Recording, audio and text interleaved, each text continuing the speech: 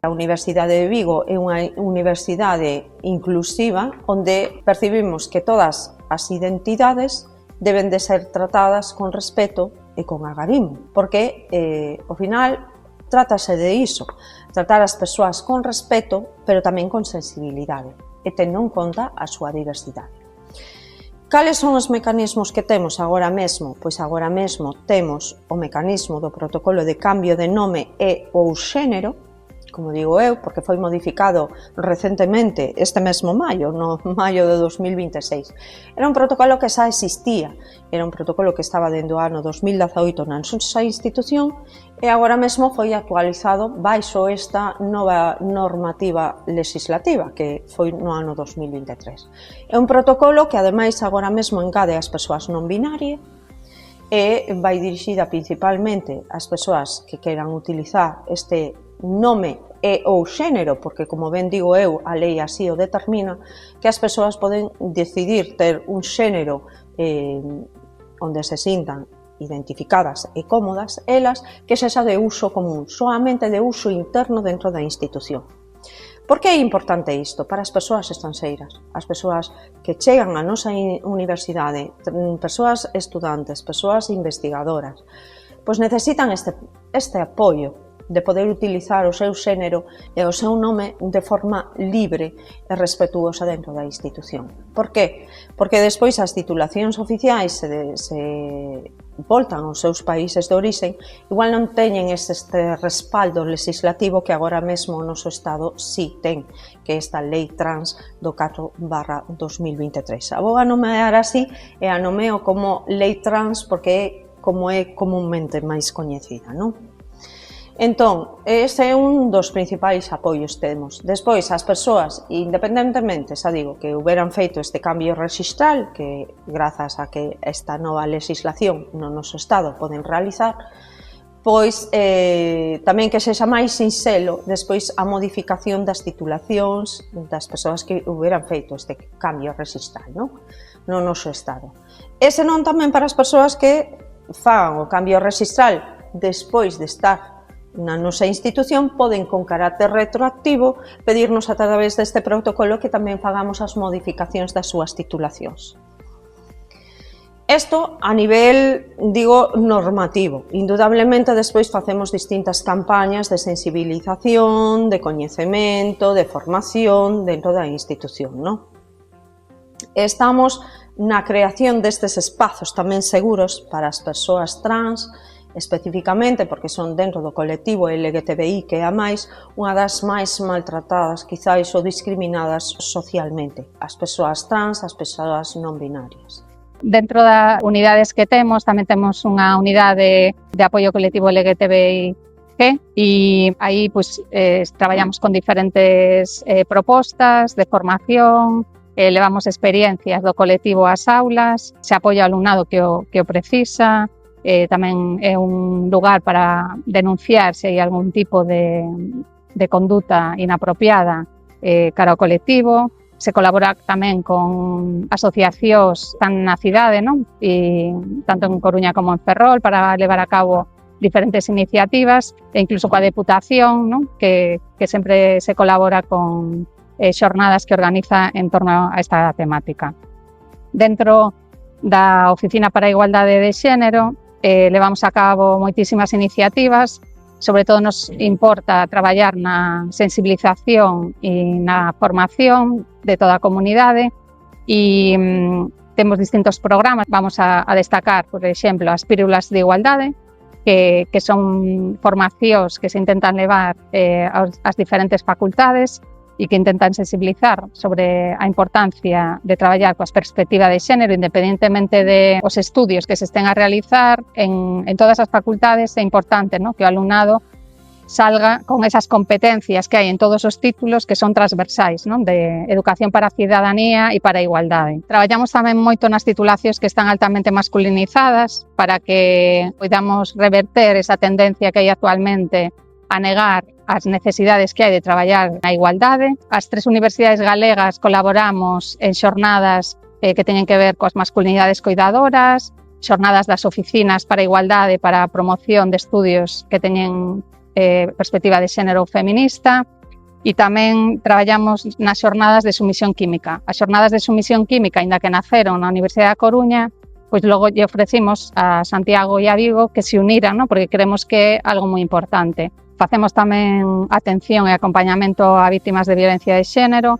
Para eso, ademais da atención propia que damos desde a Oficina para a Igualdade de Xénero, estamos traballando en rede cos recursos, non, que hai en Galicia, e é un labor moi importante porque podemos ter alumnas que sufren agresións fora da universidade, pero que logo teñen unha repercusión a nivel académico, non? Entón, bueno, todo ese acompañamento e asesoramento pois tamén se fai dentro da Universidade da Coruña. Falando de mobilidade e vítimas de violencia, sí que tivemos algún caso, ¿no?, de alumnas que igual tiñan que trasladarse a outro país, e aí existe, bueno, un protocolo do Ministerio de Asuntos Exteriores, pero as axudas ou o tipo de protección que se pode dar en España, dependendo do país, e os acordos que hai a nivel internacional, pois poden ser dunha maneira ou doutra. Por iso tamén este tipo de mobilidade transfronteriza, se traballase algún tipo de convenio a ese nivel, tamén sería un beneficio para persoas que teñen algunha problemática deste tipo, ¿no? Tamén se podería estudar, o que pasa que aí xa entramos en cuestións xurídicas, ¿no?, que son distintas en cada país, e tamén dos recursos que hai en cada país para as vítimas de violencia de xénero e o que está legislado, ¿no?, que España a ese nivel pois é unha potencia, ¿no?, é un exemplo, porque hai moito traballo feito. A misión do meu servizo é garantir que se cumplen todas as normativas, directrices relativas á igualdade de xénero no centro, na Facultade de Filoloxía e Traducción. É un enlace que en realidade o que busca é ser como mediadora ou estar a medio camiño entre o alumnado e a dirección, ¿no?, o decanato, porque así, bueno, en principio funcionamos pois organizando tamén eventos que teñen que ver coa perspectiva de xénero. Se hai algún problema e o queren comentar as rapazas ou os rapaces ou es rapacis, poden achegarse a min, ao meu despacho, e adiantarmo ou pois comentarme algunha cuestión. Moitas veces se frivoliza moitísimo neste tema, como se cambiar de xénero forse cambiar un DNI, non é cambiar un DNI, é cambiar toda unha identidade e unhas prácticas, desde o ir ao aseo e non ter un aseo que poña nada, que é o que necesitan, non? Nesta facultade fomos pioneiros nese sentido. Eu estaba hai moitísimos anos, creo que corría o ano 2017 ou 16. Eu estaba de vicedecana de calidade e unhas alumnas nos pediron aseos mixtos. E foi cando retiramos os cartéis nun aseo de cada pabillón, retiramos o cartel de muller ou home e pusimos simplemente aseos, sen identificación de corpo ou de dibuixo estereotipado femenino ou masculino, porque tamén isto da faldita e o pantalón, pero bueno, entendo que é unha convención e de algún xeito hai que identificalo e xa está. A Universidade do Porto tem uma estrutura, como muitas outras, em diferentes faculdades, unidades orgânicas. Cada faculdade tem os seus próprios órgãos de gestão e também pode ter as suas próprias figuras, que muitas vezes fazem já esta mediação num nível, se quisermos, mais intermédio. Outro ponto que eu acho que era importante salientar foi o portal de denúncia. É uma infraestrutura online, permite quer denunciar situações ligadas à violação de normas legais, a questões de corrupção, por exemplo, como também às questões mais ligadas à discriminação, assédio e violência de género. Depois, outras iniciativas, e estas sim, se quisermos, bastante mais consolidadas. O programa de mentoria tem um cariz muito importante para a prevenção de violência e de bullying dentro da universidade, sobretudo na comunidade estudantil. É um programa que tem tido bastante, não só adesão por parte dos estudantes, mas também muito sucesso do ponto de vista do seu funcionamento. Fazem-se vários eventos de sensibilização, mas tem sobretudo também este cariz de voluntariedade, ou seja, os estudantes mais experientes voluntariam-se para acolherem os novos estudantes. Depois, principais documentos e regulamentos. Os mais importantes, claro, os estatutos da universidade, tem que ser o eixo de todas as outras iniciativas. Depois também o Código de Boa Conduta para a Prevenção e Combate ao Assédio. Depois o Código de Ética, também desde 2017, o Regulamento Disciplinar, e depois destaquei aqui também os planos para a igualdade de género. Nós criamos desde 2021 infografias anuais sobre dados de género. Os dados, eles estão disponíveis. Existe um portal de indicadores que permite, com a autenticação da universidade, consultar esta informação. É muito mais fácil, se quisermos, de consultar uma infografia onde os dados já estão trabalhados de uma maneira mais apelativa do que nós termos que estar a procurar a informação. E, portanto, a infografia surgiu muito com esse intuito e foi uma boa ferramenta até de sensibilização para o tema, de fomentar discussões e reflexões sobre isto. Outros recursos que, entretanto, existem e que estão disponíveis para a Universidade do Porto, temos o Guia para a Utilização de Linguagem Inclusiva. Falar-vos ainda brevemente sobre a formação e os programas curriculares. Destacar que existe então no Plano Anual de Formação da Universidade. Existem vários tópicos, estão aqui alguns dos que são habitualmente integrados no Plano Anual de Formação sobre este tema. E existe esta formação dirigida quer ao pessoal técnico administrativo, docentes e pessoal de investigação. Em termos de projetos de investigação, como eu dizia, tivemos o projeto Reset, foi sobretudo sobre isso que eu falei, mas mesmo outros como o Educate, uma iniciativa, um projeto de investigação centrado sobre o combate e a prevenção do discurso de ódio online, um outro projeto da Faculdade de Letras sobre também o contexto de hazing no ambiente universitário, o projeto Equal Campus, que é um projeto que está agora também em curso e que também é um projeto transfronteiriço, e depois também várias teses de doutoramentos, vários seminários, workshops que vão sendo aqui desenvolvidos. O projeto Equal Campus, este é um projeto transfronteiriço que envolve também a Universidade de Santiago de Compostela, a Universidade do Porto, as CIMs do Alto Minho, do Cabo e a Junta de Galiza. Entre várias iniciativas, mas uma das principais foi o desenvolvimento de um campus de formação virtual, que já está online. É uma formação focada em várias temáticas ligadas à igualdade de género no âmbito laboral, à formação, por exemplo, à prevenção do assédio, à formação na área da conciliação entre trabalho e vida pessoal, portanto, em diferentes áreas.